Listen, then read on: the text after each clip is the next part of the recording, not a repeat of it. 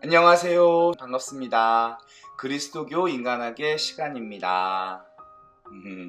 우리 죽음의 문화는 생명의 문화에 비해서 전파력이 굉장히 강하고 감염성도 강하고 또 그로 인해서 보는 피해도 정말 더 무섭을 정도로 크지요. 참 생명의 문화가 그러면 좋은데 안타깝게도 그 반대입니다. 사람이 사람에게 일이다 라는 라틴어 속담처럼 우리가 좋은 것을 잘 전달하고 그 문화가 점점 크게 열매를 맺어가는 세상이 만들어지면 정말 좋겠다는 생각을 갖습니다. 사막에 낙타를 타고 여행하는 여행자가 있었는데 사막 기온이 일교차가 막 40도씩 난다는 거 아닙니까? 한밤중에는 영하로 떨어지는 거예요. 낙타가 잠을 자다가 너무 추워서 깨는 거예요. 그래서 이보시오 주인 양반, 오늘 하루 종일 내가 당신을 업고선 다니라고 땡볕에서 그 고생을 했는데 밤에는 이렇게 추워서 내가 잠을 못 자겠소. 당신은 텐트 속에 들어가서 편안하게 잠을 자는데 제발 내 코라도 텐트 속으로 넣게 해주시오 라고 요구를 했다는 거죠. 주인이 들어보니까 안타깝기도 하고 미안하기도 해서 낙타 코를 텐트 안에 넣게 해줬대요. 근데 낙타가 너무너무 좋아하더래요. 코가 따뜻하니까 잠이 싹 드는 거죠. 네, 그렇게 밤을 지새웠다 그 얘기가 아니라 좀 있으니까 어떻게 해요? 귀가 너무 시려운 거예요. 그래서 낙타가 또 주인을 깨우면서 귀가 너무 시려우니까 귀까지만 넣어달라고. 네, 이 이야기의 결론을 아시겠죠? 앞다리가 시려워, 배돼지가 시려워, 등단지가, 엉덩이가, 꼬리가 시려워 해서 나중 결국에 낙타는 천막 안에서 잠을 자고 주인은 쫓겨나서 밖에서 자다가 얼어 죽었다 라는 말도 안 되는 이야기입니다. 죄라는 것은 그 기준이 항상 그 마지막 지은 죄의 수준에 맞춰지게 되기 때문에 계속해서 죄가 더 커질 수밖에 없습니다. 죄에 대한 둔감성, 이 부분도 나중에 또 다루도록 하겠습니다. 부끄러움을 알아야 됩니다. 제가 지난 시간에 보여드렸던 그림입니다. 이거는 인간으로서의 갖춰야 할 4가지 덕목, 싸가지, 인의, 예지에서 부끄러움도 예의도 옳고 그름도 겸손도 몰랐던 두 성경 속의 인물들을 말씀드린 적이 있었는데요. 그 중에서 오른쪽 그림이 바로 그 하느님 자비의 비유, 탕자의 비유에 나오는 아들 아니겠습니까? 재산 가운데에서 저에게 돌아올 몫을 떼어주십시오. 이거는 아버지가 지금 살아계시지만 유산을 땡겨달라고 하는 것은 아버지가 살아계시는 것보다 지금 당장 돌아가시는 것이 나에게 더 가치 있다라는 것과 똑같은 뜻이다 라고 했었죠. 정말 싸가지가 없는 아들입니다. 그래서 이 집 나간 아들이 바깥에서 엄청난 고생을 하고 돼지 지엄나무 열매, 돼지들이 먹는 그 열매를 먹으려고 몰래 돼지 막사에 들어갔다가 주인에게 쫓겨나오고 완전히 거지꼴이 돼가지고 안 된다, 이렇게 살아서는 안 되겠다. 아버지 집에는 하인들도 나보다 잘 먹는데 들어가서 아버지에게 아버지의 종으로라도 쓰게 해달라고 해야겠다 라는 생각을 하고 이제 아들이 아버지의 집으로 돌아가는 겁니다. 돌아가서 아버지 종으로라도 써주십시오, 이 얘기를 엄청나게 준비하고 연습해서 되뇌이면서 아버지 집으로 가는 거죠. 이 아들에게 어떤 일이 일어납니까? 제목은요, 인간됨과 하느님의 자비. 함께 좀 묵상해 보실까요? 아들이 돌아온 이유가 뭘까요? 아들이 돌아온, 너무 분명합니다. 적어도 이건 아니죠. 아버지를 생각해서, 그리워해서, 아버지께 미안해서, 요거 아닌 것 같습니다. 그죠? 네, 요거는 묵상을 길게 하지 않아도 다만 굶주림을 해결하기 위해서 집으로 온 거였어요. 굶주렸기 때문에. 조금 더 구체화시키면요, 아버지 집에 풍요로움을 기억했기 때문이다. 나는 아버지의 집에서 흡족하게 먹고 자랐는데 아버지의 집에는 종들도 나처럼 이렇게 찌질이 가난하진 않은데 그곳은 풍요로운 곳인데 이게 생각이 난 거예요. 만약에 아버지의 집의 처지가 지금 집 밖보다 못했다면 아들은 안 돌아왔을 거예요. 돌아오지 않았을 겁니다. 자, 저는 여기에서 이런 묵상을 했어요. 아들이 아버지 집의 넉넉함을 기억했다는 것은 참 좋은 일이었구나. 이거를 기억 못했다면 어땠을까? 어떻게 했을까? 이 생각을 했어요. 이거는 은총이라고 밖에는 볼 수 없다. 은총이다라는 거예요. 언제였을까? 자, 두 번째 묵상은요. 아들이 회개를 한 시점은 언제였을까? 자, 보기를 드리겠습니다. 세 가지. 첫 번째, 너무 배고파 돼지밥으로라도 허기를 채우려고 했을 때. 두 번째, 아버지 집에는 하인들도 풍요롭게 먹는다는 것을 기억하며 후회했을 때. 세 번째, 아버지를 만나 잘못을 뉘우쳤을 때. 자, 한번 생각해 보세요. 언제 회개했을까?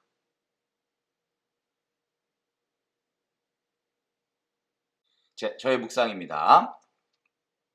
아들이 연습을 하죠. 아버지, 저는 아버지의 자식이라고 불릴 자격도 없습니다. 저를 품바리꾼 중에 하나라도 써주십시오. 라고 말을 연습하면서 아버지 집으로 돌아갔잖아요. 그 말을 수만 번 읊조리고 연습했을 겁니다. 아버지 앞에서 하기 힘든 말이니까. 그 말을 끝까지 못했죠.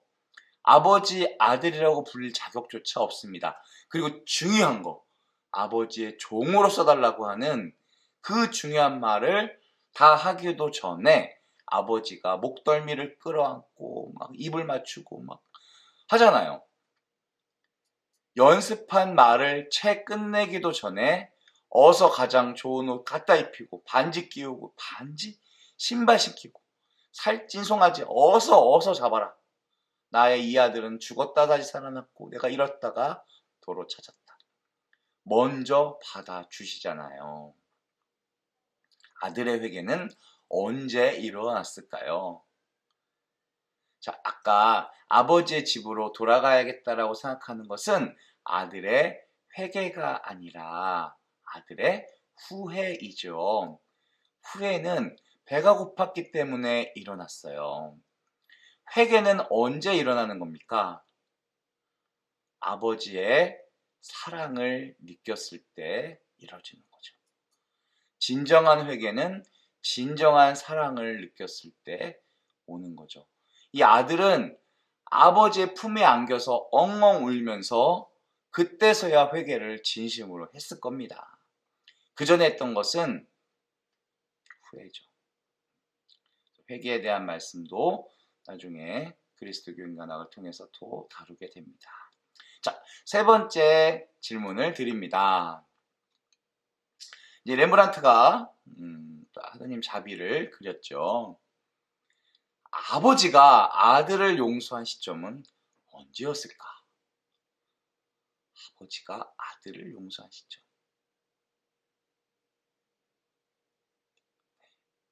첫 번째, 아들이 돌아와서 잘못을 뉘우쳤을 때. 아들이 돌아오는 모습이 언덕 위에서 보였을 때.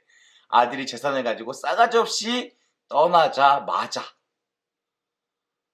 자, 저는 이 묵상을 하면서 아버지 마음 안에 아들이 용서가 되는 시점을 상상하면서 이런 그림이 그려졌어요. 아버지가 아들을 먼저 알아보고 라고 했잖아요. 아들은 아버지를 몇십 년 만에 찾아간 거고 아버지가 저기쯤 계실 거라는 걸 알고 간 거고 아버지는 평소와 같은 하루하루를 보냈을 텐데 어떻게 아들을 아버지가 먼저 알아보았을까? 더군다나 아들은 지 꼴이 아니었을 겁니다. 돼지 열매 못 먹었어요. 완전히 피골이 상접해서 온몸이 돼지를 똥에 막 흙탕물에 머리는 완전히 막 휘갱이가 되었겠죠. 이 피골이 상접한 꼴의 아들, 거짓 꼴의 아들을 아버지가 먼저 알아볼 수 있었던 이유는 뭐였을까? 이거는 하나밖에는 생각할 수가 없었어요. 아들이 아버지의 유산을 챙겨서 떠나간 그 언덕을 매일매일 바라보며 기다리고 계셨다고 밖에는 생각이 안 돼요. 그렇게 밖에는 설명이 될 수가 없다고 봅니다. 아버지는 아들이 떠나는 순간부터 용서를 했던 거예요. 그 이전일 수도 있을 거라 생각이 들어요. 이미 용서가 끝난 상태. 돌아오면 용서할지 안 할지 네 하는 거 봐서 생각해 보겠다. 그게 아니에요. 이미 용서했으니까 이제 돌아오기만 해라. 그게 아버지의 마음이라는 거죠. 네, 우리 수아스님께서 늘 묵상해 오신 것일 수 있겠지만 제가 그리스도교 인간에게 하나의 주제로서 하느님 자비. 이 아버지가 우리 아버지시라는 게 중요한 거예요. 그 사실이 중요한, 아들의 아버지라는 게 중요한 게 아니죠. 아들에 대한 어떤 분노가 있었나요? 추궁이 있었나요? 돌아온 죄인을 맞이하는 아버지의 마음이 바로 이렇다. 우리는 우리 생각을 연장해서 하느님을 상상해요. 우리 수준에서. 죄인은 값을 치러야 돼요. 그것이 하느님이 당연히 하실 일이라고 우리는 생각하는 거예요. 우리는 인과 응보의 원리를 갖고 있어요. 거기를 기준으로 하느님이 행동하신다고 생각을 했어요. 우리 사회는 그 원리를 바탕으로 질서라는 게 만들어졌어요. 학교는 성적이 우수한 학생들을 택하고 나쁜 학생들을 버려요. 운동시합에서 우수한 선수는 박수갈채를 막 받지만 패자들은 사람들의 시선도 받지 못해요. 우리 사회는 다른 사람에게 피해를 준 사람은 격리시키고 그 잘못에 비례해서 벌을 주는 질서를 갖고 있어요. 죄인들과 어울린다고 예수님께 항의한 바리사이들, 율법학자들도 당연히 하느님은 그런 질서 안에 계시다고 생각했을 거예요. 그런데 예수님의 삶에서 나타나는 하느님은 우리 상상 속의 하느님이 아닌 거예요.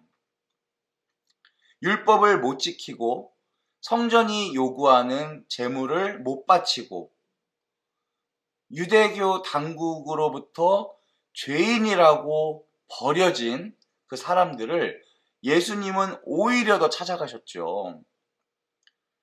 유대교는 병든 사람들은 그에 대한 죄의 대가를 치르고 있다라고 생각했기 때문에 버렸어요. 예수님은 그들을 만나고 어울리고 고쳐주고 격려하셨죠. 예수님이 그들을 만나셨을 때 죄인 한 사람도 버려짐을 원하지 않으시고 그를 찾아가서 기뻐하시는 하느님 아버지의 모습을 보여줍니다. 하느님이 세상을 창조하셨을 때 그 말은 완성된 세상을 창조하셨다는 뜻이 아니에요. 보시니 참 좋았다라고 했지만 그 세상은 이제 완성되어가는 과정 안에 있는 거예요. 세상은 하느님으로부터 비롯되었고 하느님을 향해 갔을 때 완성될 수 있다는 걸 보여주는 겁니다. 그게 이 하느님 자비의 비유예요. 회개는 이렇게 이루어지고 아들의 삶을 송두리째 바꿔놓는 것으로 열매가 합당히 맺어질 것입니다. 이러한 우리 삶에는 역사의 분기점이 있어요. 이런 말씀하신 분이 있어요. 나는 그리스도인이 아니다. 당당하게 밝힌 후 그러나 역사학자로서 단언컨대 나자렛 출신의 무일푼 설교자 예수야말로 틀림없는 역사의 중심이다.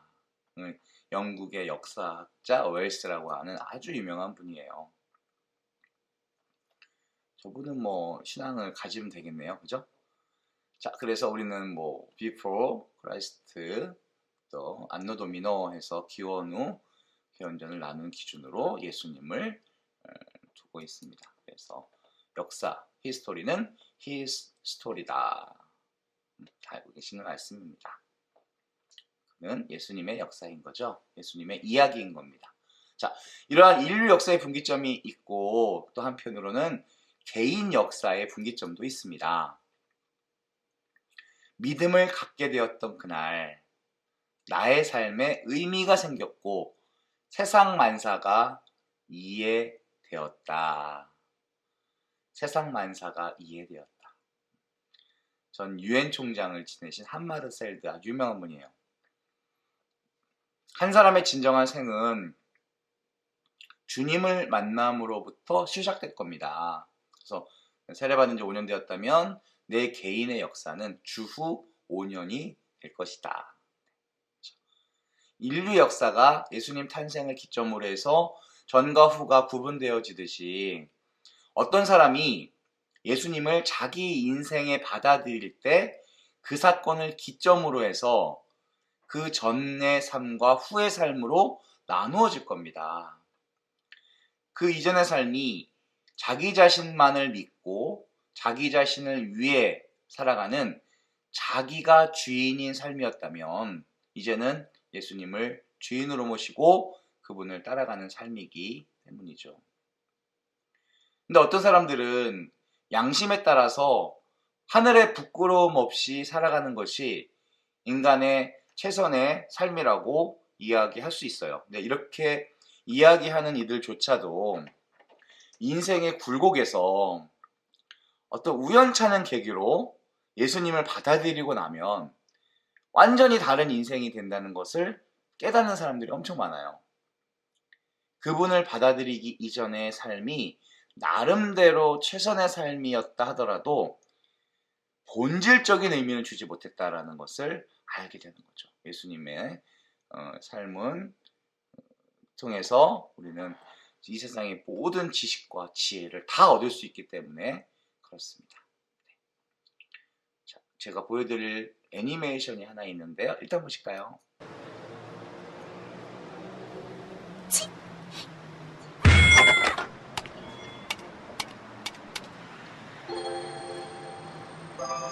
따르면 불딱지가 안 났나요? 엄마의 청구서.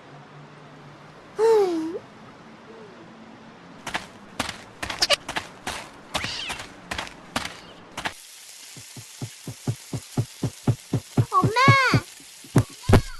어? 그건 뭐니? 자,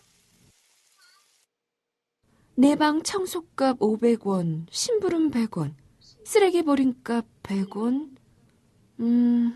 그래서 총 2,200원? 다 봤지? 자, 그럼 어서 줘. 어? 아, 잠깐만. 자, 엄마가 이제 뭘 막 적네요. 자, 이제 보렴. 자, 딸내미는 심부름 값을 적었는데요. 2,200원이 나왔는데 엄마는 얼마를 적었을까요? 상상이 됩니까? 네. 딸내미가 전화해야 또 키우려면 드는 돈이 경제적으로 얼마나 될 것 같으세요? 우리는 자녀를 키워보지 않아서 잘 모르지만 네. 엄마의 청구서는 얼마일까요? 자, 이제 보렴. 너를 내 뱃속에 10달 동안 데리고 다닌 값 무료. 네가 아플 때 밤을 새어가며 간호하고 기도한 값 무료. 이 모든 것 말고도 네가 아플 때 불안으로 지샌 수많은 밤들도 모두 무료. 이것 외에도 너에 대한 내 사랑은 무료. 잘못했어요, 엄마. 사랑해요. 어?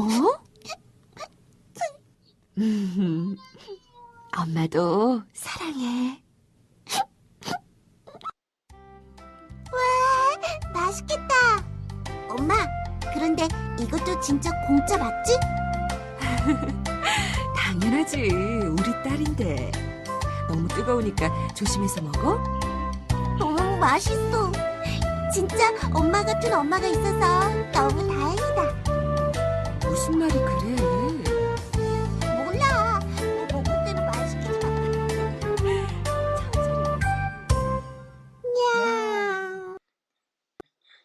하느님이 주신 이 세상, 특히 가장 중요한 내 생명이 무료라는 것을 깨닫고 내가 하느님을 위해서 일했던 모든 수고로움과 노력들이 전부 다 지불되었다라는 것을 인정하면 하느님께서 우리들에게 고맙다고 하시는 감동적인 묵상을 할 수 있는 그런 애니메이션이었습니다. 우리 애니메이션 좋은 거 정말 많은 거 아시죠? 이런 마음 촉촉하게 만드는 좋은 작품 앞으로도 자주 보도록 하겠습니다. 하느님이 주신 무료의 삶을 살아가는 우리들은 우리들이 봉사하고 자선하고 사람들과 가진 것을 나누는 것이 당연할 수밖에 없는 삶을 살 수 있는 거예요.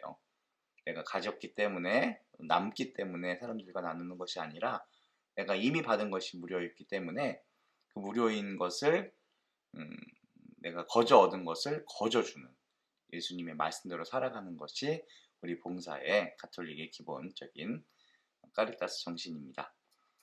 인간의 운명에 대한 믿음들이 있어요.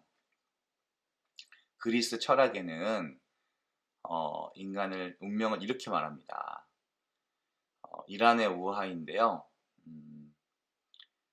네, 그리스 철학이 아닌 이란의 우하부터 봅시다. 페르시아 권력자가 하인과 함께 정원을 거닐고 있었다. 방금 비명을 질렀다. 죽음의 신을 봤다는 거예요. 곧 자신을 데려가겠다고 위협했다면서 말을 빌려달라고 애원했대요. 말을 타자마자 테헤란, 사람들이 많은 도시에 섞이려고 줄행랑을 쳤다. 집으로 들어간 주인은 아직 떠나고 있지 않던 죽음의 신과 마주쳤다. 주인은 죽음의 신에게 따졌다. 왜 우리 하인을 겁주고 그러오? 그러자 죽음의 신이 답했다. 위협하지 않았습니다. 오늘이 테헤란에서 그를 만나기로 한 날인데 그가 아직 여기까지 여기 있어서 놀랬다고 말했을 뿐이에요.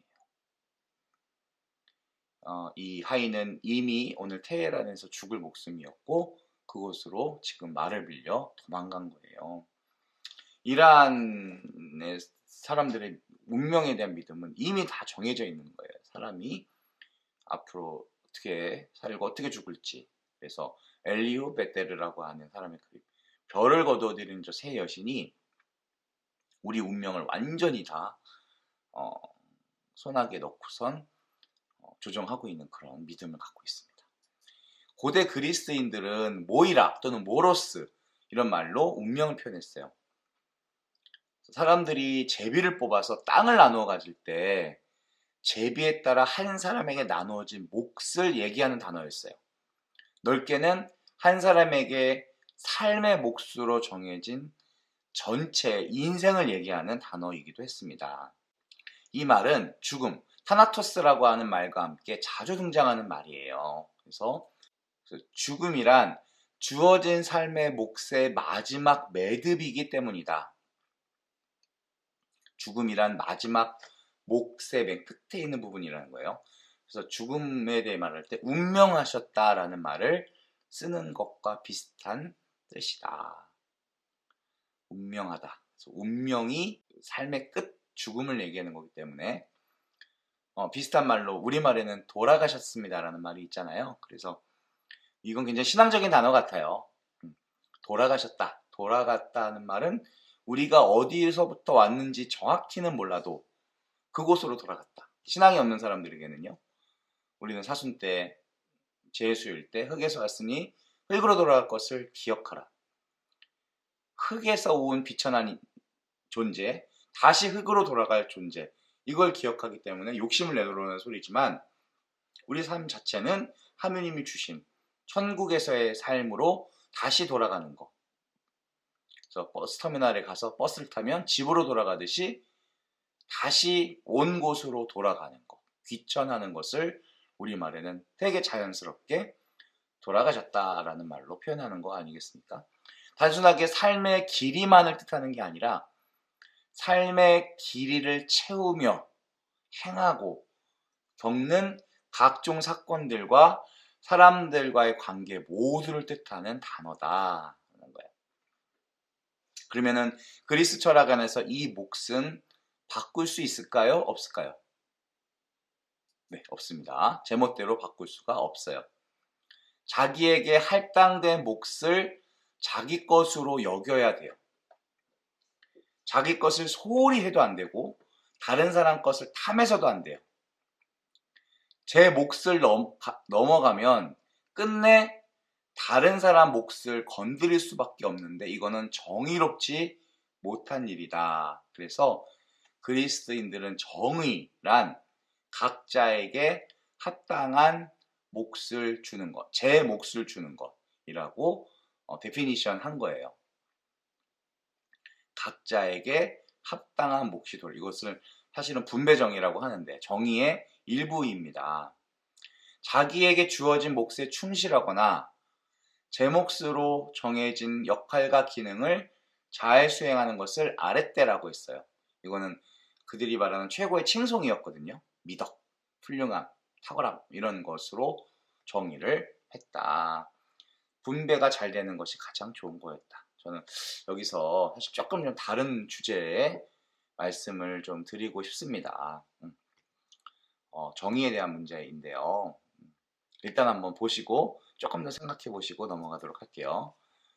3명의 아이들이 야구 경기를 보러 갔습니다. 이거 되게 유명한 이야기인데 보신 분들도 있을 거예요. 그런데 문제가 있어요. 담장이 높아서 안 보이는 친구가 있는 거예요. 키가 작은 친구가. 한 친구만 야구 경기를 볼 수가 있습니다. 그래서 이런 상자가 있어요. 상자를 어떻게 나누어 주어야 3명의 아이들이 야구 경기를 잘 볼 수 있을 것인가 생각을 해봅시다. 자, 정의란 각자에게 제 몫을 공정하게 나눠주는 거였어요.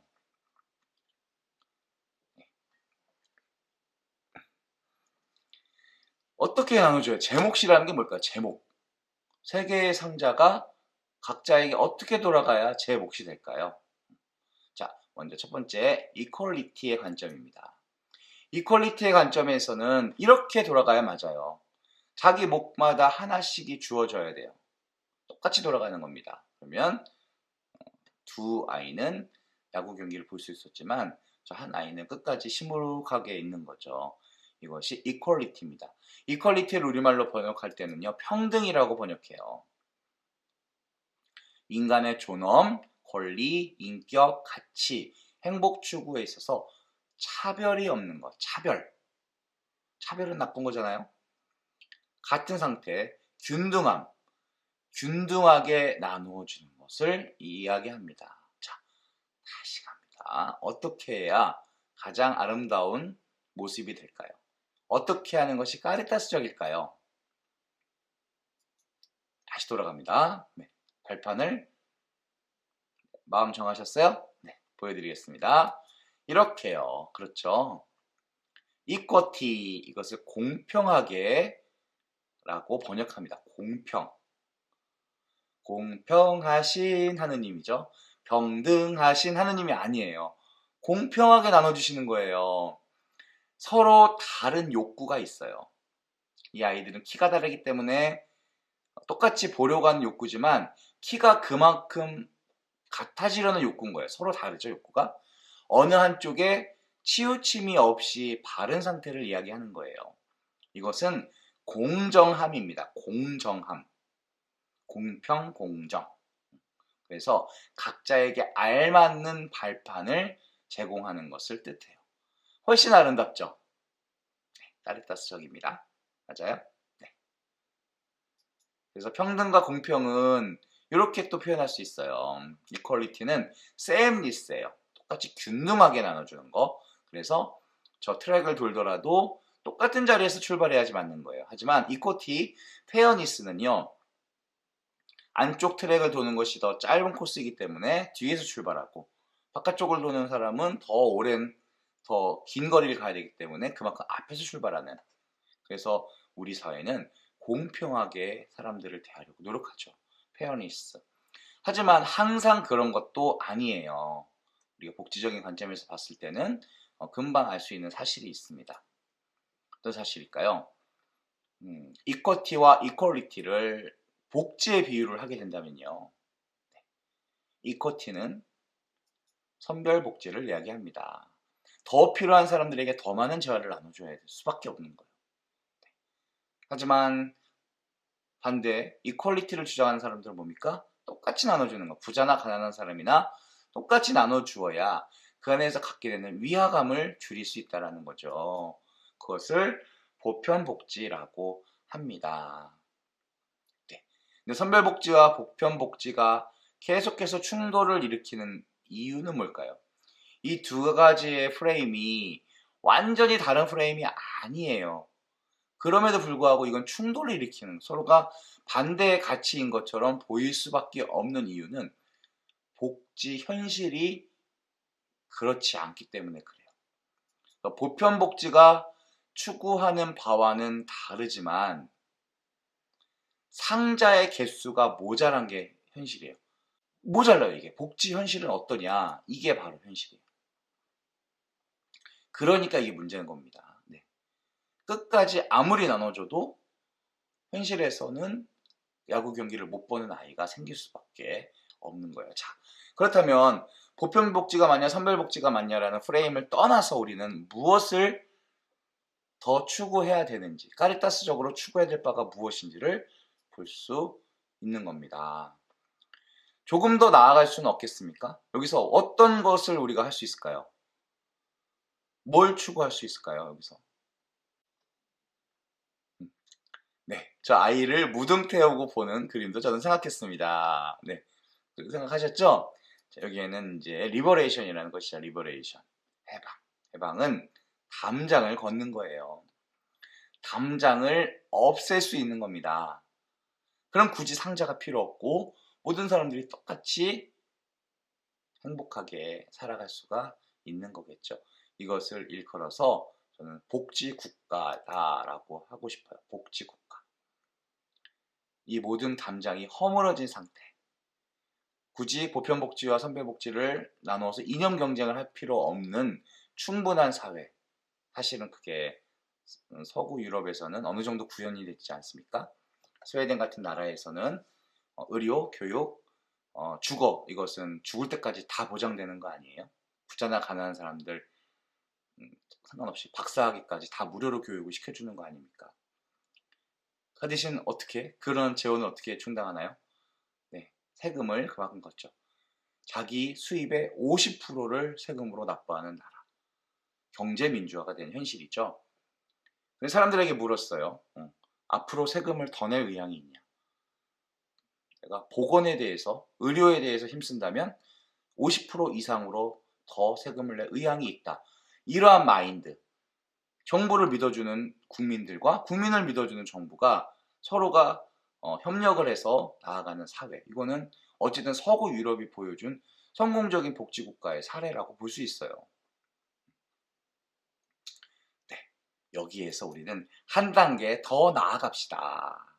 뭐가 있을까요? 여기서 더 카리타스적인 거. 자, 그것은 통합입니다. 통합. 인클루sion. 이것을 사실 통합이라고 번역하지 않는 걸로 알고 있어요. 그래서 제가 잘 모르겠는데 이것 때문에 카리타스 학에서 굉장히 오랫동안 논의가 되어 왔고, 통합이라는 말보다는 더 좋은 단어로 번역이 지금 되어 있는지는 잘 모르겠습니다. 인클루시옹이라고 하는 말을 제가 이해하기로는 이런 거예요. 같은 선수들과 같은 운동복을 입고 그 안에 참여하는 거예요. 그 안으로 들어가는 거예요. 뭐 내가 발판을 놓고 본다 못 본다 그걸 논의하는 게 아니라 담장을 걷고 그들을 시원하게 마주한다. 그게 아니라 그 안으로 들어가서 함께 하는 거. 네, 인클루지옹. 이것을 저는 사랑의 복지다라고 표현을 하고 싶습니다. 사랑의 복지를 이루는 게 꿈이 아니겠습니까? 그 세상은 어떤 세상인가? 이 세상을 꽃동네에서는 이렇게 말하는 거죠. 한 사람도 버려지는 사람이 없는 세상, 모든 사람들이 하느님 같이 우러를 받는 세상, 이웃을 내 몸과 같이 사랑하는 세상. 이렇게 이야기를 하고 있는 겁니다. 자, 여기에서요, 조금 더 나아가기 위해서 우리가 잘못 갈 수 있는 길이 있어요. 잘못 갈 수 있는 길. 굉장히 이거는 민감한 주제이긴 하지만 앞으로 다루게 될 주제이기도 합니다. 자, 저스티스, 정의. 원래 정의는 이런 게 아니지만 자칫 잘못하면 이런 모습으로 우리가 살아갈 수도 있어요. 사실 제가 이 그림들을 제가 그린 게 아니라 구글링을 해서 얻게 된 그림들이 다 다른 사람들이 그린 그림들인데, 제가 저스티스라는 이 그림을 보고 세상도 정의를 이렇게 볼 수 있겠구나. 그래서 우리 꽃동네 창설자 신부님 말씀 중에서 사랑은 정의를 포용할 수 있지만 정의는 사랑을 포용하지 못한다는 말씀이 그런 말씀이었구나. 그래서 우리 까리타스는 정의를 추구하는 게 아니라 사랑을 추구한다는 것을 분명하게 해야 할 것 같습니다. 이거는 공정함이에요. 공정함. 정의는. 그래서 이 정의는 분배적 정의, 교정적 정의, 절차적 정의, 뭐 이런 것들이 있습니다. 한 번씩 읽어보시기 바랍니다.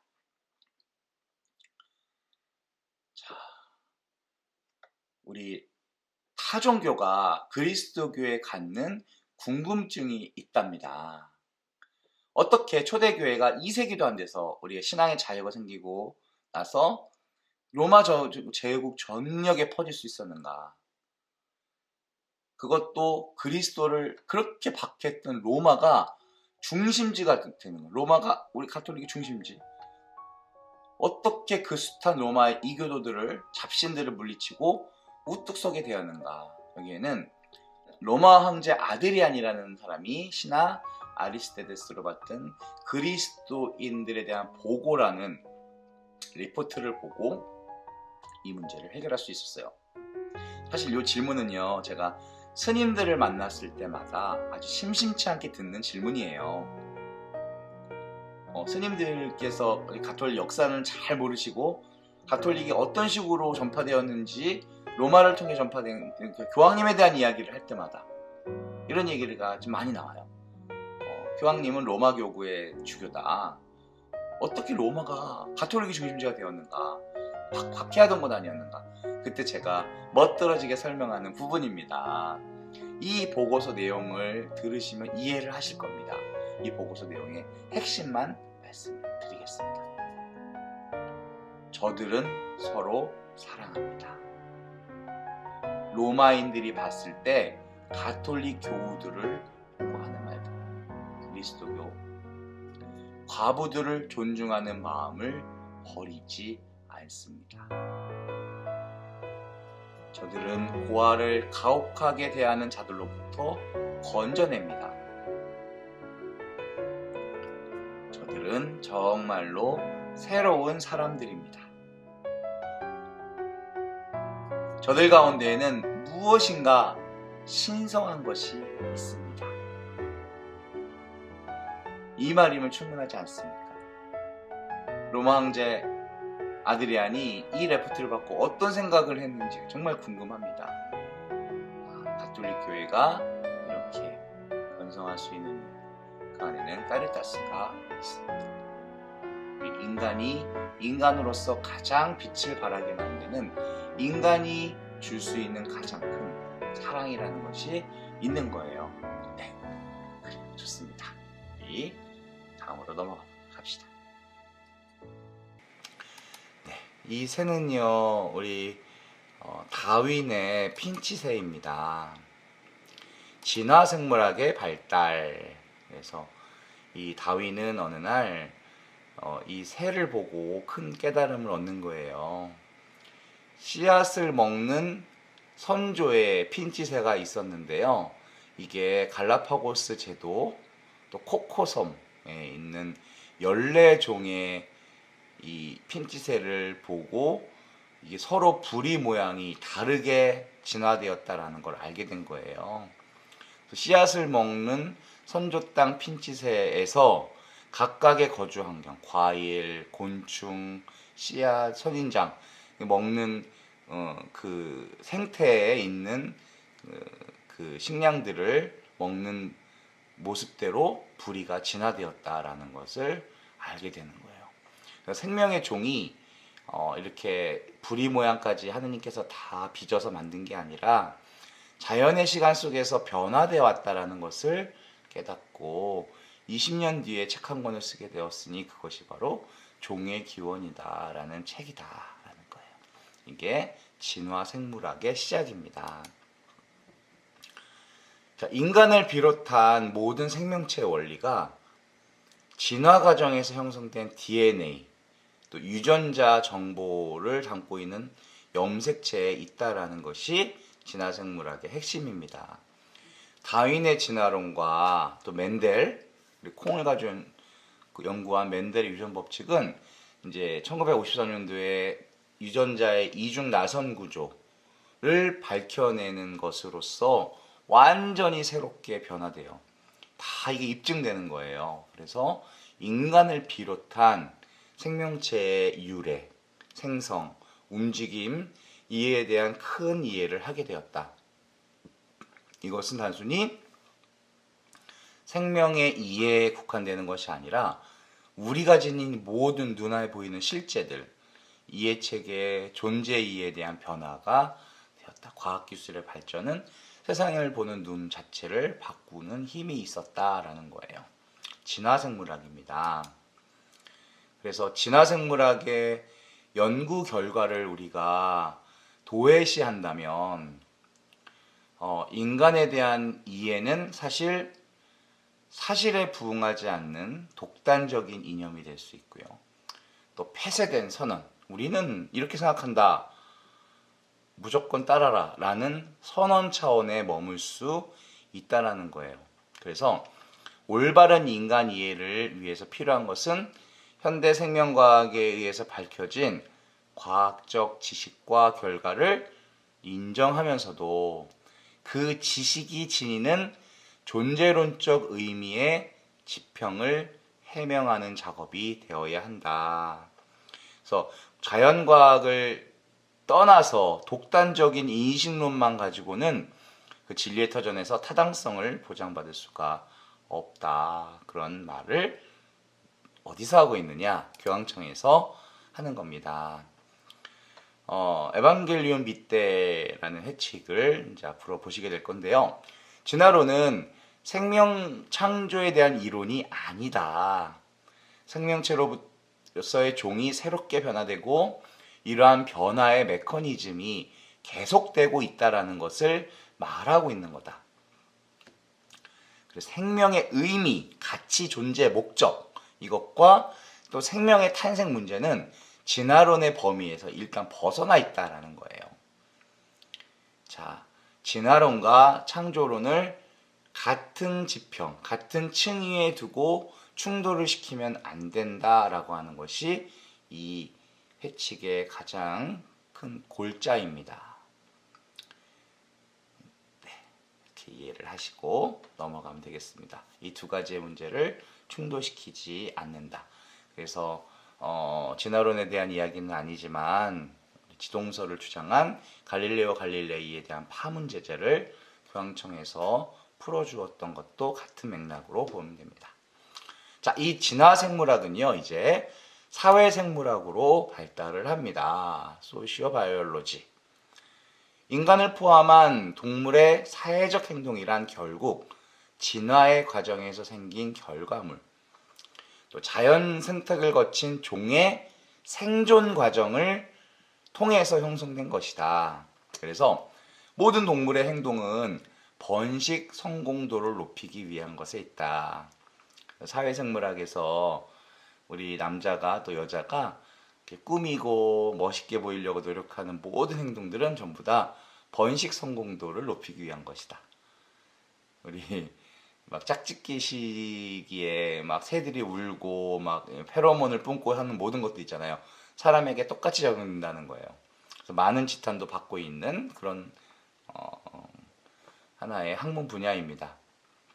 그것은 개체의 생존과 번식을 지배하는 기능을 위한 것이에요. 그래서 우리는 사회생물학적으로 보았을 때 최초의 유전적인 형질을 지금까지 계속 가지고 이어오는 거예요. 사람은 죽는 게 아니라 다음 세대로 내 유전자 정보를 넘겨주는 것이다. 인간의 본성은 사회 행동의 적응도를 높이는 데 있다. 그런 겁니다. 자, 이분이 주장하는 건데요. 에드워드 윌슨, 이분은 이제 어떤 제가 이제 앞으로 말씀드리려고 하는 주제에 굉장히 많은 대척점에 있는 분이기도 하면서 또 2학기 때에 우리가 같이 만날 생명과 가정이라고 하는 과목에서 굉장히 중요한 말씀을 한 분이기도 합니다. 에드워드 윌슨, 개미, 통섭 이 부분의 작가이기도 합니다. 자, 사회생물학에 대한 비판입니다. 같은 하버드 대학 동료인 굴드와 르번틴에 대해서 격렬하게 비판을 받습니다. 인간의 자유를 옹호하면서 이 두 사람은요, 사회생물학에 담긴 유전자 환원주의, 결정론적 사고, 이미 결정된 것에 대한 비판을 하는 겁니다. 인간의 본성은 결코 유전자에 쓰여 있는 것이 아니다. 그런 차원의 것이 아니다라는 거예요. 그래서 윌슨은 또 여기에 맞서서 근대 철학 이후 여러 가지 분과 학문으로 분화된 학문 체계를 진화생물학의 원리로 쫙 연결, 그것이 콘실리언스, 통섭이라는 책이에요. 철학, 윤리학, 미학, 종교학까지 진화생물학의 원리를 적용해서 해석을 하기도 했습니다. 이 부분은 관심 있으신 분들은 통섭이라는 책, 우리나라에서도 베스트셀러였었거든요. 한번 읽어보시면 좋겠습니다. 자, 그 다음은 진화 심리학입니다. 데이비드 워스라고 하는 교수의 연구에 따르면 마음이란 결국 뇌의 움직임에 대한 것, 뇌의 화학적 작용에 지나지 않다. 그래서 호르몬으로 사랑을 이렇게 측정할 수 있다. 뭐 이런 논리의 그런 주장을 하고 있는 교수입니다. 이 마음은 어떻게 작동하는가, 이 책도 저는 예전에 읽어봤는데요. 굉장히 핫했던 책입니다. 마음은 연산기관들로 구성된 하나의 시스템이다 라는 거예요.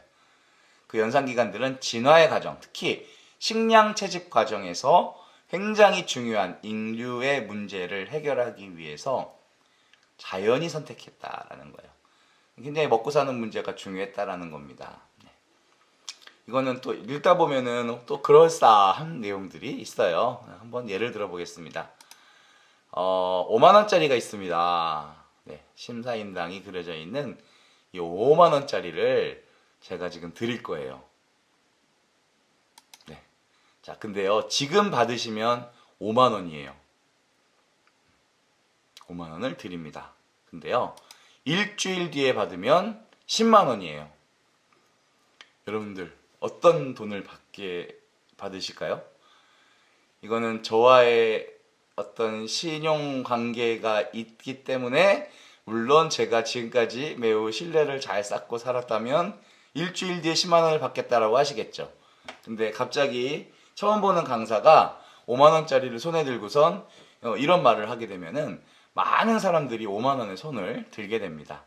요걸 연구한 거예요. 요거를. 그래서 데이비드 버스는요, 굉장히 큰 연구였습니다. 5년 동안 6개 대륙 5개 섬에 37개 문화권에 40,000명을 대상으로 조사를 했더니 이거를 지금 받는다. 그 남성 전체 실험군의 72%가 지금 받는다고 대답을 했어요. 여성들은 어땠을까요? 일주일 뒤에 받는다가 77%였다고 합니다. 네, 여성들은 기다릴 줄을 아는 거, 또는 믿음을 더 갖고 있는 그런 거겠죠. 네, 조금 다른 이야기이지만 그런 거 경험해 보셨어요? 어디 쇼핑몰 같은 데 들어갔다가 딱 나왔는데 여기가 어딘지 방향을 못 찾는 경우 있지 않으셨어요? 어느 쪽 이 문으로 나왔더니 여기가 들어온 쪽이 어느 쪽인지 헷갈리고 이런 거. 그랬을 때 남자가 더 길을 잘 찾을까요? 여자가 더 길을 잘 찾을까요? 자, 또 다른 문제. 내가 길을 가다가 마음에 드는 옷이 있었어요.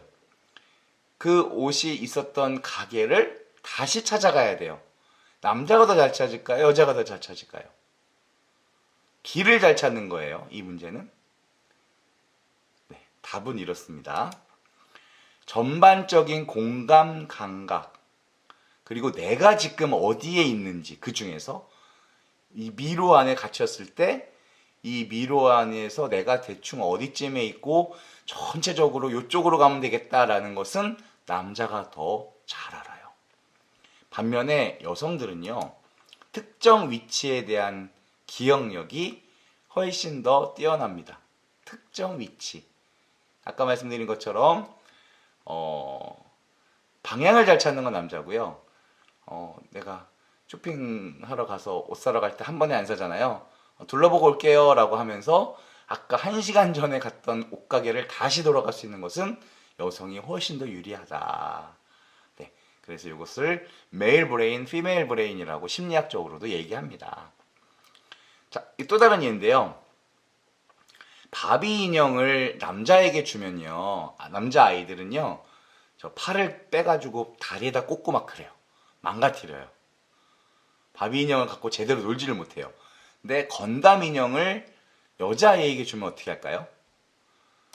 건담 인형을 줘도 품에 안아서 엄마 놀이를 한다고 합니다. 네, 굉장히 큰 차이를 보이는 거죠. 자, 이러한 차이가 왜 생겼냔 말이죠. 남자와 여자의 차이. 이걸 데이비드 버스 교수는 단언하고 이렇게 이야기를 합니다.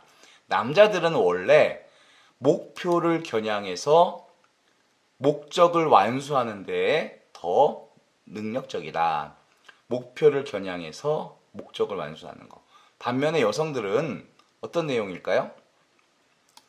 네, 서서히 시간을 두고 목적을 완수하는 거예요. 시간을 두고. 남성과 굉장히 다른 면이죠. 자, 네모칸에 들어갈 말은 어떤 걸까요? 자, 데이비드 버스는 진화 심리학의 굉장히 중요한 골자를 어디에 두었다고 했죠? 인류의 조상들이 겪었었을 법한 큰 난제, 큰 어려움, 뭐였었죠? 네, 식량을 구하는 문제였어요. 그럼 뭘까요? 목표를 겨냥해 목적을 완수하는 사냥에 집중을 했다. 그래서 눈앞에 지금 사냥감이 지나가면 지금 잡아야지. 그거 언제 잡아요? 바로 잡는 거예요. 그 사냥감을 막 쫓다 보면은 길을 잃을 수 있어요. 정신없이 가다 보면은 여긴 어디? 난 누구? 할 수 있는 거예요. 그러면은 지금 내가 어디쯤에 있는지, 그리고 집으로 돌아가려면 어느 방향으로 가야 되는지 남자는 늘 알았어야 됐었어요. 그리고 목적 달성에만 꽂혀 있기 때문에 이 목적이 아닌 것들은 대수롭지 않게 생각했다라는 거예요. 반면에 여성은 어떤 거였을까요? 서서히 시간을 두고 목적을 완수하는 채집에 집중을 했다는 겁니다. 그래서 지금 내가 이걸 바로 따먹고 싶어도 이 딸기가 다 자랄 때까지는 기다려줄 줄 알았고요. 특정 위치. 내가 지난번에 분명히 기다리기로 했던 딸기나무가 어느 숲, 어느 나무에 있는지 기억해야 되는 거죠. 네, 이런 여성들은 무언가 자기가 당장 원하지 않는 것이라고 해도 품고 기다릴 줄 아는 모습으로 진화되었다. 이것이 또 엄마의 모습이다라는 거. 정말로 남녀는 이렇게 진화심리학에서 이렇게 보긴 했지만 참 설득력 있는 말인 것 같죠. 하느님께서 이렇게 조화롭게 또 만들어 주셔서 우리가 살아가고 있는 것 같습니다. 물론 결혼을 안 한 우리들은 남녀 호르몬이 뒤죽박죽이라서 이 역할을 지금 반대로 하고 있는 경우들도 많죠. 우리 소임지에서 보면 알 수 있습니다. 네, 넘어가겠습니다. 제가 이거는 조금 그냥 웃기라고 보여드리는 건데요. 거울을 볼 때 여성들은 저렇게 본답니다. 네. 저게 무슨 뜻이죠? 남성을 보면은 알게 되죠. 네. 남녀의 차이다. 잘 모르시겠지만 우리 인스타나 페이스북에다가 사진을 올릴 때요. 남자들은요 저렇게 딱 올려요. 내가 저거 샀다 자랑하는 거예요. 여성들은 저렇게 올립니다. 네. 네. 지나가는 여성을 볼 때 저렇답니다. 전 잘 모르겠습니다. 네. 보고 싶은 거 보는 거죠. 자, 남자들은요, 옷 입을 때 장롱 속에 옷이 한 벌 있네요. 여성은 장롱 속에 옷이 꽉 찼네요. 뭐라고 하는 거예요? 남자는 좋아, 일주일 전혀 걱정 없어. 여자는 뭐라고 하는 거예요? 아시죠? 네. 입을 옷이 하나도 없어 라고 하는 거랍니다. 네, 농담이었습니다. 넘어갑니다. 진화심리학의 발달. 그래서 마음이란 여러 개의 기관, 모듈로 구성돼요. 모듈이라는 거는 이렇게 갈아 끼울 수 있는 컴퓨터 부품을 얘기해요. 그래서 이 컴퓨터 서버 하나를 통째로 빼서 다른 걸로 갈아 끼워도 똑같이 작동하는 거예요. 네, 우리 카리타스 학의 프라이브룩 대학의 이 과정은 다 모듈식 수업으로 되어 있어서 이 모듈을 통째로 이수하게 되어 있어요. 자기가 골라가지고. 그럼 모듈은 세계와의 특정한 상호작용을 전담해서 진화되도록 설계되어 있습니다. 그리고 유전자 프로그램에 의해서 결정되고요. 이것은 대부분 아까 말씀드린 수렵 채집 단계에서 자연스럽게 발달되었다. 네, 재밌는 책입니다. 관심 있으시면 읽어보시기 바랍니다. 네, 보고 싶은 것만 보니까 우리가 안 보일 수밖에 없는 겁니다. 네, 다시 보시면 되게 신기한 영상입니다. 자, 이 할아버지 보이시죠? 지금 무슨 그림인지? 네, 유명한 그림입니다. 이거 심리학 책에 나오는 그림이에요. 또 하나 보여드릴까요? 지금 이거 왜 보여드리는지 모르시면 잠깐 정지해놓고 자세히 보세요. 이것도 보이시죠? 네, 좋아요. 이러한 그림들은 뭘 설명하기 위한 그림일까요? 네, 이겁니다. 우리는 자기가 필요하다고 생각하는 것만 본다. 뭐 이런 사람 있어요. 근데 누구나 그렇다는 겁니다. 이것을 심리학적 용어로는요, 선택적 지각 효과라고 합니다. 다 그렇다는 거예요. 여기 대해서 조금씩 더 알아보도록 합시다. 왜냐하면 세상에는 우리가 감당할 수 없는 엄청난 양의 자극이 있어요. 오늘도 엄청난 양의 자극을 받고 살았어요. 이 모든 것을 다 담을 수가 없습니다. 인지 능력에는 분명히 한계가 있어요. 그래서 어쩔 수 없이 그 중에서 필요한 것만 받아들이게 되어 있습니다. 예를 들어 우울증 환자는요, 이 모든 것을 다 받아들이고 소화해낼 수 있는 에너지가 부족해요. 그래서 나를 둘러싼 수많은 자극들 가운데 부정적인 것만 받아들이는 상태다. 이렇게 볼 수가 있습니다. 네, 이 선택적 지각 효과를 보여주는 크리스토퍼 차브리스, 다니엘 사이먼스의 보이지 않는 고릴라 실험이라고 하는 이 실험은요, 무주의 맹시라고 하는 개념을 설명하는 실험입니다. 우리가 주의를 기울이지 않았을 때 겪게 되는 맹시. 맹시에는 되게 여러 가지 종류가 있는데요. 좀 이따 조금 더 알아봅시다. 주의를 기울이지 않을 때 보이는 맹시. 이러한 맹시는요, 남자일수록, 나이가 많을수록, 사회적 지위가 높을수록 더 심해진다고 합니다. 소위 말하는 직장의 상사들, 라떼는 말이야 라고 하는 상사들이 이것에 더 많은 맹시를 갖고 있다는 거죠. 그래서 자신이 원하는 것만 보느라고 세상 어떻게 변하는지를 못 보는 거 얼마나 서글픈 일입니까? 내가 보고 싶은 것만 보면 안 되겠죠. 잠시 나누는 여담입니다. 이러한 성경구절, 너희는 무엇을 하러 광야에 나갔냐? 바람에 흔들리는 갈대냐? 고운 옷을 입은 사람이냐? 아니면 무엇을 보러 나갔느냐? 마태복음의 이 말씀은 광야에 나갔는데 본 게 다르다는 말씀이에요. 우리 눈앞에 역사하시는 하느님을 보지 못할 때가 있다는 거예요. 광야에 나갔지만 똑같은 걸 보질 않은 거예요. 우리가 살면서 눈앞에 역사하시는 하느님을 제대로 못 봅니다. 보고자 하는 거에만 묶여 있어요. 그래서 믿음의 장애물 중에는 이것을 못 보게 만드는 욕심, 욕망, 자아가 있어요. 이것이 왜 장애냐면요.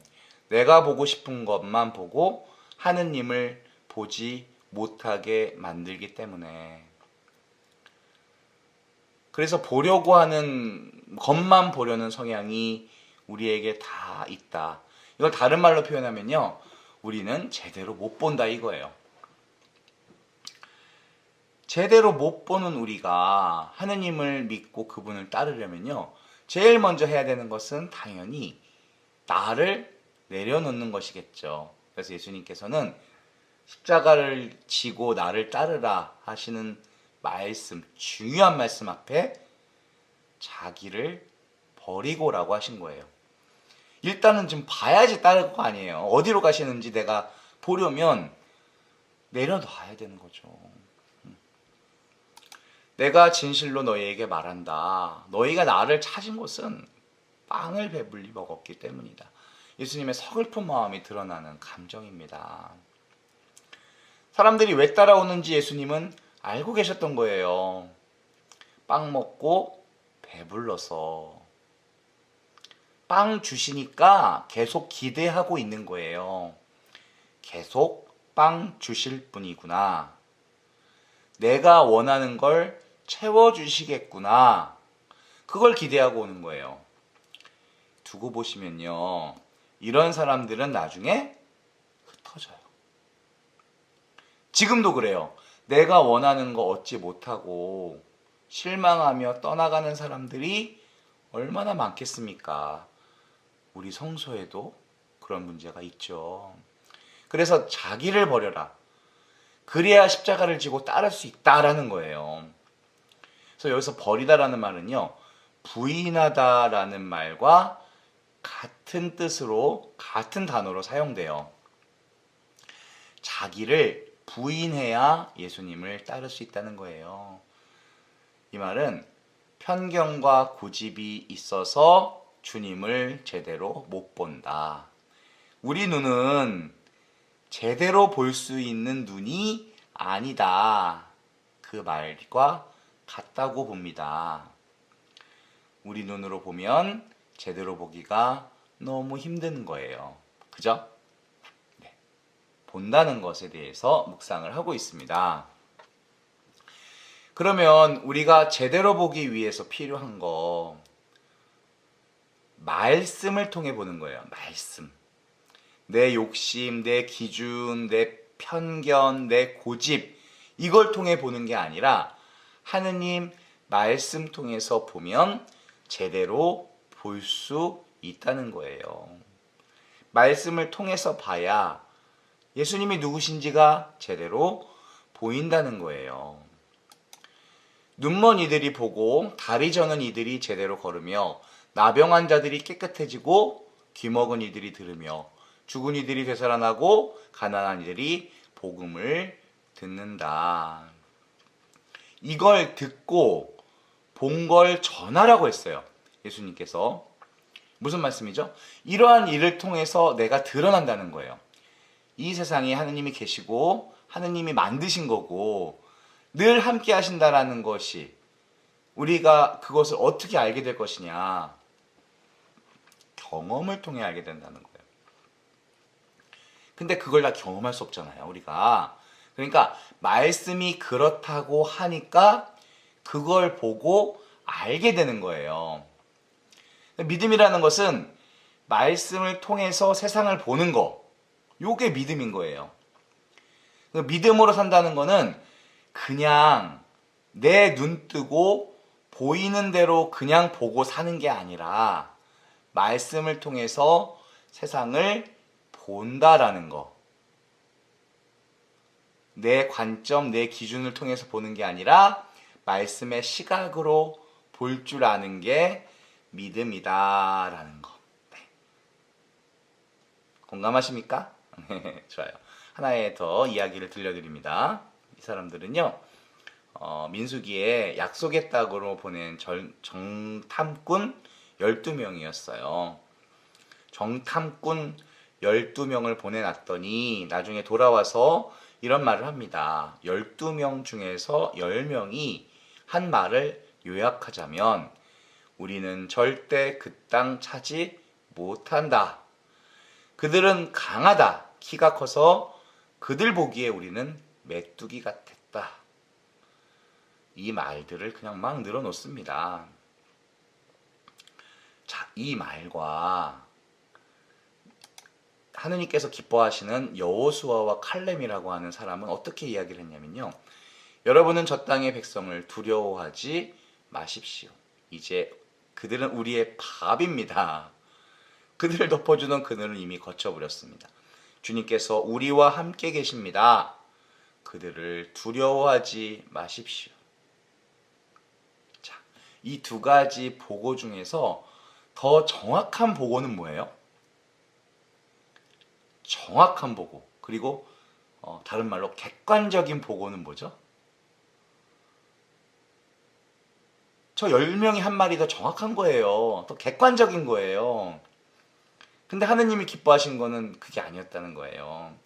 저 10명의 정탐꾼과 저 여호수아 칼렘의 차이점이 뭡니까? 믿음의 차이, 믿음의 차이. 저 2명의 정탐꾼이 보여주는 건 뭐냐면 말씀에 비추어서 적과 꿀이 흐르는 땅으로 너희를 인도하겠다라는 말씀에 비추어서 그 땅을 보는 거예요. 그 약속에 비춰서 그 땅을 본 거예요. 근데 10명은 어떻게 본 거예요? 자기 눈으로 본 거예요. 자기 눈. 자, 믿음은요, 얼마나 자기 눈으로 더 잘 보느냐, 얼마나 문제를 객관적이고 정확하게 파악하느냐가 아니라는 거예요. 믿음으로 제대로 보는 거, 그게 뭐냐면 말씀의 빛으로 비추어 보는 거예요. 그거를 성경은 믿음이라고 말하고 있는 거예요. 그래서 우리가 살면서 힘들 때 많잖아요. 어려울 때 많잖아요. 그때 자기 처지가 얼마나 어려운지를 잘 묘사하는 거, 얼마나 불평하고 원망하고, 그게 중요한 게 아니라는 거죠.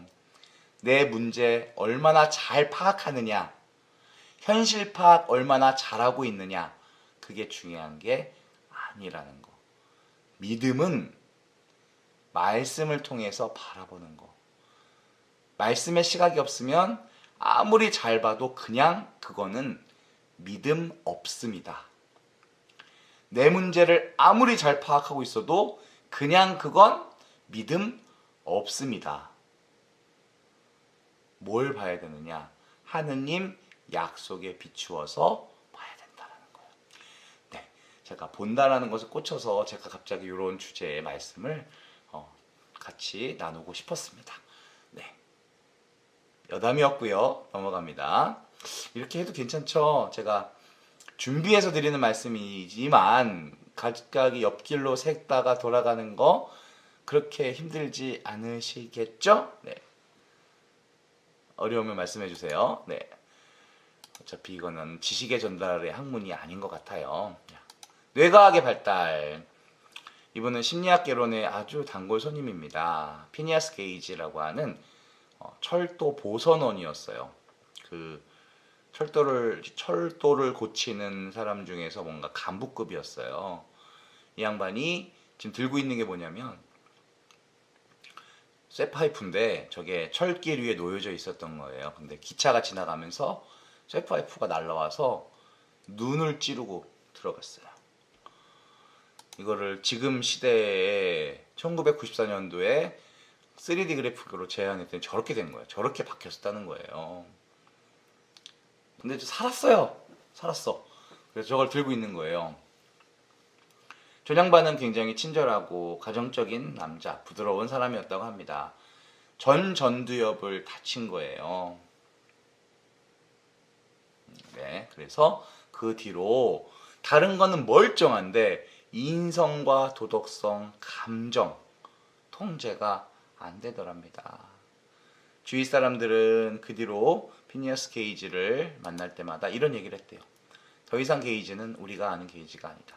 사람이 달라져 버린 거예요. 친절하고 온화하고 다정한 사람이었던 게이지는 폭력적, 도둑질, 이간질, 알코올 중독, 이것이 우리가 어떤 인격과 인품을 잘 수행하고 쌓아가는 과정이라고 생각했는데, 이 뇌과학이 발달하고 보니까 테네피질 안에서 시상하부 이 전전두엽에서 인성과 인격을 담당하는 곳이 고장이 나면 저렇게 될 수 있다는 걸 보여주는 거죠. 이걸 어떻게 해석해야 되죠? 조금 더 고민해 봅시다. 우리가 지금까지 생각해온 성격은요, 환경과 교육 뭐 이런 거 다양한 요소들, 개인이 갖고 있는 품성이죠. 근데 이 게이지는 지금 그게 아니잖아요. 전두엽의 신경세포가 망가졌더니 성격이 바뀌더라. 어떻게 이걸 해석해야 되냐. 그러면 나라고 하는 인격, 내가 지금 세상과 관계를 맺고 있는 나라고 하는 인격은요, 어디 있는 거예요? 내 몸 중에 어디에 지금 들어있는 거죠? 이렇게밖에 볼 수가 없어요. 나는 전두엽에 들어있는 신경세포인가? 내 인격이란 신경세포인가? 이렇게 볼 수 있는 거고요. 뇌과학은 지금 그렇다고 말을 하고 있는 거예요. 하하, 좀 더 고민해 봅시다. 아주 유명한 이야기인데요. 헨리 구스타프 몰레이슨. 저 어렸을 때 7살 무렵에 자전거 사고가 크게 나서 머리를 부딪혔어요. 간질 발작을 일으키기 시작한 거예요. 너무 괴로워했어요. 우리 뇌는요, 10의 11승계의 신경세포가 각각 다른 수만 개의 세포들과 연결이 되어 있는, 그래서 화학적인 전기 신호를 계속해서 뉴런으로 통해서 보내주는, 이를 통해서 순식간에 일어나는 정보 처리 기능이거든요. 10의 11승계가 다른 수만 개와 서로 연결되어서 계속해서 전기적 화학적 작용을 주고받는다면 누전될 수도 있는 거잖아요. 가끔가다. 그러면 그것을 간질병이라고 말을 하는 거예요. 격려를 일으키는 거죠. 근데 평생을 이렇게 고통스럽게 살았던 저 잘생긴 청년은요, 굉장히 중요한 사람을 만나게 되는데요. 27살 때 밑에 저기 보이시면 해마라는 부분이 있죠. 가장 아래쪽에. 저 뇌절제 시술을 받았어요. 내측두엽 절제술을 받았습니다. 그래서 이렇게 HM, 헨리 구스타프 몰레이슨 HM, 머리는 다른 노멀 브레인에 비해서 저렇게 이렇게 저 부분이 없는 거예요, 지금. 이걸 보고 절차기억과 명시기억에 대한 것을 학자들이 발견하게 되었는데요. 절차기억 같은 거는 우리가 젓가락질 하는 거, 이거는 우리 머리에 그냥 들어있는 기억, 뭔가 노력하지 않고도 꺼집어내는 기억이고요. 명시기억은 우리가 시험 문제 풀듯이 노력을 해서 기억했다가 꺼내는 그런 기억입니다. 자, 해마가 제거되고 나서 그 전에 있었던 모든 기억은 머릿속에 다 남았는데요. 해마가 제거된 이후에부터는 그 뒤에 있는 모든 기억이 불가능하다는 거예요. 1953년 상태의 기억으로 동결이 되고요. 그 이후의 기억은 다 계속 지워지는 거예요. 내가 왜 병원에 있는가라고 물어서 의사가 친절하게 설명을 했더니 다 수긍하고 이해를 하더래요.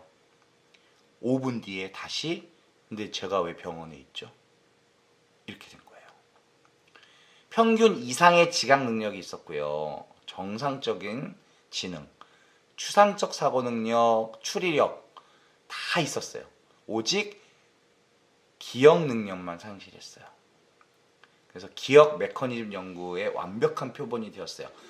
처음이었어요. 이런 사람이 이 의도대로 해마를 제거한 사람이. 그래서 그 뒤로 이분은 계속해서 이 연구의 박사님과 함께 이 연구를 계속해 갔다고 합니다. 그래서 이분이 돌아가신 지가 지금 한 10년 정도 됐나요? 저 2008년에 써 있네요. 네, 12년 전에 돌아가실 때 전 세계 뇌과학자들이 이 HM을 위해서 추도하고 찾아가고 했다고 합니다. 이분이 워낙 큰 공을 세웠기 때문에 5분밖에 안 되는 그 기억을 가지고 자기가 계속 그 일기를 써가면서 그걸 읽고 다시 나의 기억 속에는 없지만 내가 했던 일을 이어갈 수 있었다는 거예요. 엄청나게 노력하신 분입니다. 존경합니다. 그래서 해마라는 것의 정체가 밝혀진 겁니다. 실제로 그 해마 모양으로 생겼대요. 그래서 학습, 기억, 새로운 것의 인식을 담당하는 뇌의 기관이다. 그래서 우리가 술 먹고 필름 끊기는 거 있잖아요. 알코올성 블랙아웃. 이것은요, 알코올의 독성 때문에 해마 기능의 셧다운이에요. 그래서 아예 입력이 안 된 거예요. 술 먹고 잊어버린 게 아니라 술 너무 취해서 입력 자체가 안 된 거예요. 가끔씩 생각난 거는 그것만 입력된 거죠. 가끔 입력된 거. 그래서 필름이 끊겨서 이렇게 나오는 거죠. 저는 한 번도 이런 경험을 해본 적이 없답니다. TMI. 네. HM에게 자아란 무엇일까요? 계속해서 5분마다 초기화되는 게 자아예요. HM에게는 5분 동안 나라는 존재를 지각하고 리셋돼 버리는 거예요. 나라는 존재가, 내 머릿속에 나라는 존재가 존재하기 위해서 기억이 얼마나 중요한가. 그거 우리 뭐 드라마 보면은 많이 나오잖아요. 기억이 없다면 나도 존재하기가 힘든 거예요. 그죠? 우리 USB 메모리는요, 네, 처음 입력한 것과 같은 정보를 그대로 우리 플로피 디스크 예전에 그 지금 읽을 수 있는 기계가 없어서 그렇지, 그 수십 년 전에 플로피 디스크 지금 그 기계에 집어 넣으면 읽을 수 있어요. 그 데이터가 바뀌지 않아요. 근데 인간은 컴퓨터처럼 입력할 수가 없잖아요. 그쵸? 네. 인간의 뇌는요, 새로운 정보량이 너무 많아서 모든 것을 다 기억할 수가 없어요. 아침에 일어나서 버스를 타고 출근하는데 거기서 본 사람들의 입은 옷들, 그 사람들의 표정들, 얼굴 생김새들, 이런 거 사실은 다 머릿속에 기억으로 저장돼요. 근데 그거를 다 간직하게 되면 어떻게 돼요? 몇 달만 지나도 뇌가 꽉 차가지고 더 이상 기억할 수가 없어요. 자동차 블랙박스처럼 시간이 지난 순서대로 삭제되는 것도 아니에요.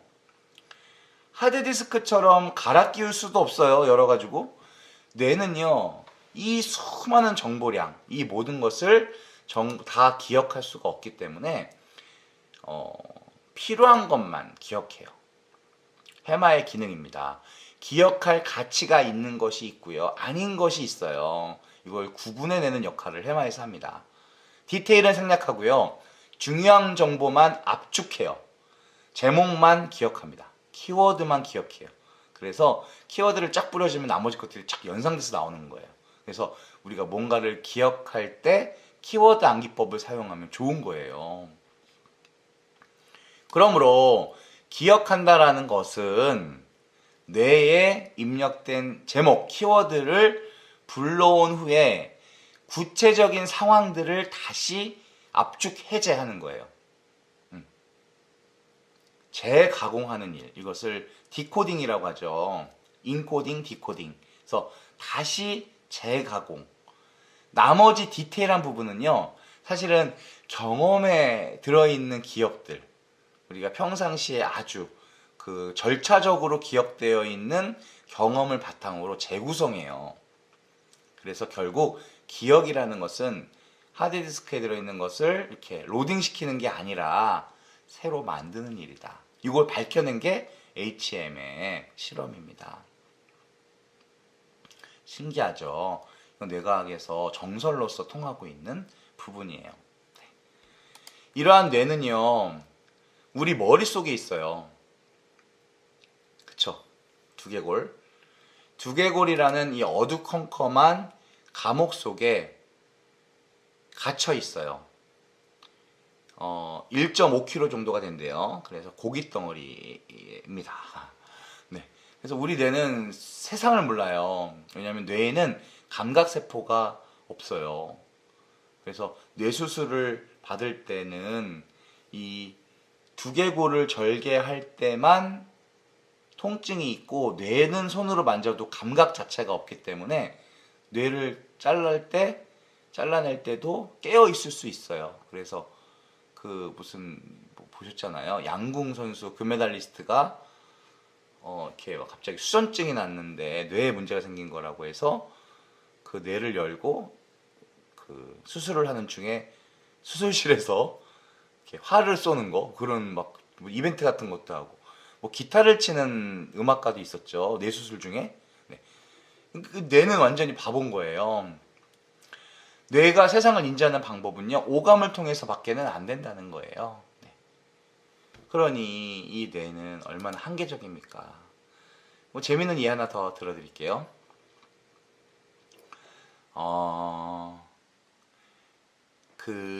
우리 눈 앞 시신경에는요, 눈 앞으로도 모세혈관이 지나가요. 시신경 앞을 혈관이 지나가고 있어요. 그러면은 당연히 그 혈관이 눈에 보여야 되거든요. 눈에 안 보여요. 눈 앞을 혈관이 지나가는데도 불구하고 우리가 혈관을 볼 수 없는 이유는요, 세상에 움직이는 것들은 눈이 인식을 할 수 있지만 움직이지 않는 것은 눈이 인식을 안 해요. 움직이지 않는 것, 눈으로 보기에, 그거는 눈이 삭제를 해버리는 게 있어요.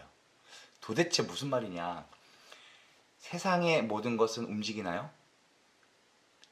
움직입니다. 눈으로 보기에 움직여요. 세상의 모든 것은 다 움직여요. 무슨 뜻이냐? 눈이 움직이죠, 눈이. 내 눈이 움직이고 있기 때문에, 내 얼굴, 머리가 움직이고 있기 때문에 세상의 모든 건 다 움직이는 거예요. 그죠? 이걸 완전히 고정시킬 수가 없는 거예요. 눈 알을 어떻게 고정시킬까? 못하죠? 그래서 세상의 모든 건 다 움직이는데 움직이지 않는 게 딱 하나 있어요. 움직이지 않는 거. 그게 뭘까요? 하나밖에 없어요. 바로 눈 알이 눈 알. 우리 안구는 움직이지 않는 거예요. 눈으로 보기에. 이 안구를 싸고 있는 6개의 근육이 쉴 새 없이 안구를 움직이고 있어요. 계속해서. 그러니 이 안구 앞을 지나고 있는 모세혈관은 우리 뇌에서 삭제를 해버리는 거예요. 보이지 않는 거. 진짜 신기하죠. 네. 근데 가끔씩 녹내장인가 백내장으로 고생하시는 분들은 혈관이 눈에 보이는 희귀질환을 겪으실 수도 있다고 합니다. 그것이 시신경에서 저 작용을 못 해주기 때문이죠. 결국 현실을 직역하는 것은 뇌의 해석이다. 그죠? 있는 그대로 세상을 보는 것은 생물학적으로, 의학적으로 불가능하다. 똑바로 보지 못할 뿐만 아니라 막 지워가면서 보잖아요. 본 것을 제대로 저장하지도 못하고 원하는 것만, 필요한 것만 저장한 후에 압축해 저장해서 경험을 바탕으로 풀어서 다시 들려준다. 근데 문제는요, 너무 많은 것을 해석한다는 거예요. 너무 많은 것을. 뇌가. 그러니 문제가 되는 겁니다. 자, 뇌가 굉장히 재밌는 분야예요. 그래서 제가 조금 요것을 책 몇 권을 보고선 그냥 알려드리는 아주 겉지식인데요. 이 뇌과학도 우리 인간이라는 존재를 내가 파악하고 이해하는 데 있어서 굉장히 중요한 지평이라는 생각을 전 합니다. 이런 부분들도 나중에 토론의 주제로 굉장히 좋습니다. 네. 우리 눈에 착시현상 같은 게 있잖아요. 이거 하나 예를 들어 보일게요. 자, 체크무늬가 A가 있고 B가 있어요. 그렇죠? 어디가 더 밝은 색이죠? 네, 눈에 보이면 다 아시죠? 이게 착시현상이라고 하니까 무슨 얘기하는 건지 아시잖아요. A랑 B. 분명히 다른 색깔의 인데요. 저거를 어떻게 하면은 저게 같은 색깔로 보이느냐 이렇게 하면 돼요. 신기하죠? 똑같죠? 저 회색깔이 똑같이 회색이죠? 그러면서 B 색깔을 슬쩍 바꾼 거 아니냐? 아니에요. 잘 보세요. B의 색깔을 잘 보면서 제가 저 두 줄을 없애볼게요. 이제 똑같죠? 다시 잘 보세요. A랑 B를 보시면서 색깔이 변하는지 안 변하는지 잘 보세요. 뭔가가 이상하지, 그죠? 절대 전 사기치는 거 아닙니다. 한번 마지막 기회를 드립니다. A를 보시든 B를 보시든 잘 보고 계세요. 하나, 둘, 셋. 똑같죠? 네, 이것은 아델슨의 체크무늬 그림자 착각입니다. 네, 이런 착각을 우리는 늘 일으키고 있는 거죠. 저게 그림자 안에 있기 때문에 저게 밝은색 칸이다라고 우리 머리는 지금 인식을 하고 있는 거예요. 계속 보고 있으면서도 정말 신기할 수밖에 없습니다. 네, 무주의 맹시도 비롯해서 또 다른 변화 맹시라는 거죠. 변화 맹시. 네, 이렇게 변화 맹시까지 한번 살펴보았습니다. 이것이 우리가 인간을 제대로 이해해 가는데 얼만큼 큰 도움이 될지 그것은 우리가 앞으로 철학적, 신학적 인간학의 지평 안에서 다시 한번 논의하고 또 이러한 기본적인 학문의 다학제 간 융합을 통해서 도움을 더 얻어갈 수 있도록 잘 연결지어 가면 좋겠다는 생각을 해보게 되었습니다. 자, 그리스도교 인간학 강의는 이것으로 모두 마치겠습니다. 사랑합니다.